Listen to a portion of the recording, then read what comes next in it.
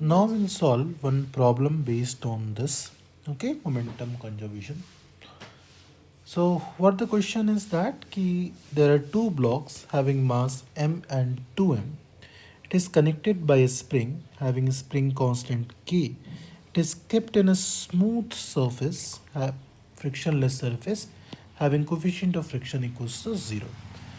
Initially, the spring is compressed by x naught amount and then it is released. Fine.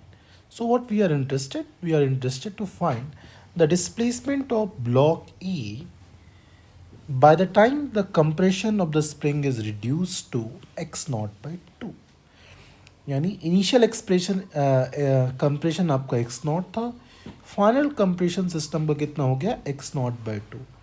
During this time A और B का displacement कितना हुआ होगा, we are interested in that point. Very good.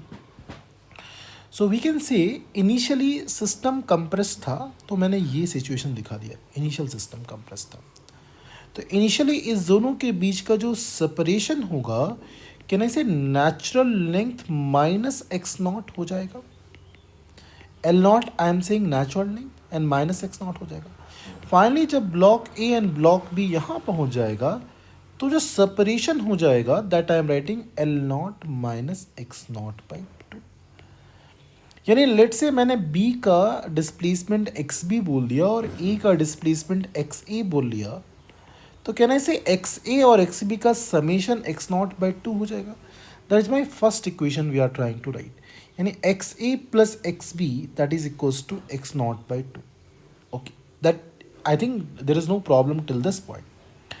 Now हमने सीखा है कि इस सिस्टम पर कोई एक्सटर्नल फोर्स तो लग नहीं रहा है. एफ एक्सटर्नल क्या है, 0. और इनिशियली सेंटर ऑफ मास का लुक बी क्या है, 0. मोमेंटम सेंटर ऑफ मास कितना है, 0, बिकॉज ये भी रेस्ट पे, ये भी रेस्ट पे. So we can say momentum of the system is at, you can say 0 and external force equals to 0. यानी ये सेंटर ऑफ मास को चला नहीं पाएगा. सेंटर ऑफ मास का डिस्प्लेसमेंट क्या हो जाएगा, 0. ये सेंटर ऑफ मास का डिस्प्लेसमेंट 0 हो गया, so we can always write this equations. कौन सा equations, m1 into delta x1 plus m2 into delta x2 will be equals to 0. What is this equation? This equation is displacement of center of mass. This equation tells us the displacement of center of mass. Displacement of center of mass. So this will be 0. I hope it is clear to everyone. Okay. So I am trying to write these equations. So यदि मैं m1 यानी let's say block b का displacement देखते हैं, तो वो कितना हो जाएगा, यहाँ से यहाँ तक xb का डिस्प्लेसमेंट है और ब्लॉक a का माइनस xa डिस्प्लेसमेंट है. यदि मैं इसे पॉजिटिव डायरेक्शन मान लेता हूँ, तो by default this will be a negative direction.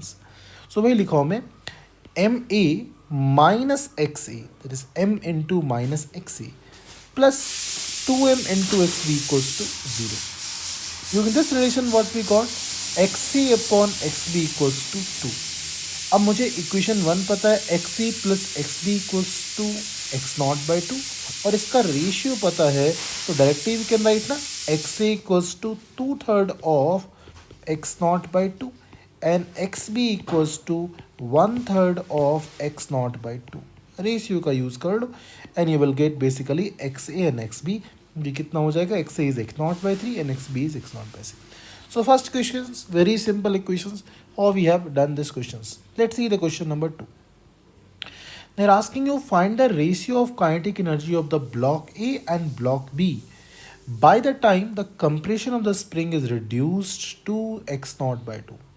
And when the, you can say at this condition, basically this conditions, speed का रेशियो क्या है और काइनेटिक एनर्जी का क्या रेशियो, ये निकालना है. तो पहला चीज़ मैंने बताया कि सिस्टम पर कोई एक्सटर्नल फोर्स नहीं लग रहा है, तो मोमेंटम कंजर्व होगा. इसका मतलब initial momentum must be equals to final momentum. Initial momentum हमने डिसाइड कर लिया कि 0 है, तो फाइनल मोमेंटम भी 0 होना चाहिए. तो इनिशियल फाइनल मोमेंटम कैसे लिखेंगे, है ना. ब्लॉक बी जो था वो इधर मूव कर रहा है, लेट्स से इसकी वेलोसिटी भी मान ली. ब्लॉक ए इधर मूव कर रहा है, उसकी वेलोसिटी भी ये मान ली. तो इसका मोमेंटम कितना हो जाएगा, minus m into V A, और इसका मोमेंटम क्या हो जाएगा, plus 2m into V B. Initial momentum कितना था, 0, इसको लिख लिए।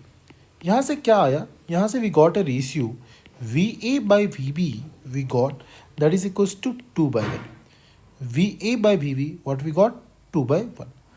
वेलोसिटी का रेशियो मुझे मिल गया कितना, 2/1। So we can find out the kinetic energy ratio also, that is equals to, है ना, एम वी। एक तरीका और भी बताऊंगा मैं, kinetic energy we can write half M V square, sorry half M V square. So use this equations and will get M A V A equals to M B V B, और यहाँ से मुझे answer आ जाएगा this part. But इसे मैं एक और तरीके से करना चाहूँगा, है ना। Kinetic energy of a particles हम लोग ऐसा लिख सकते हैं, half mass of that particle into velocity का square. If I just multiply and divide by m, what will get, p square by 2।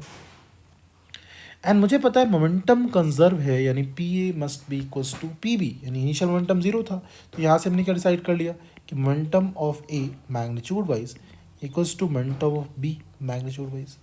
ऐसा क्यों लिख पा रहे हैं, बिकॉज इनिशियल मोमेंटम 0 है ना।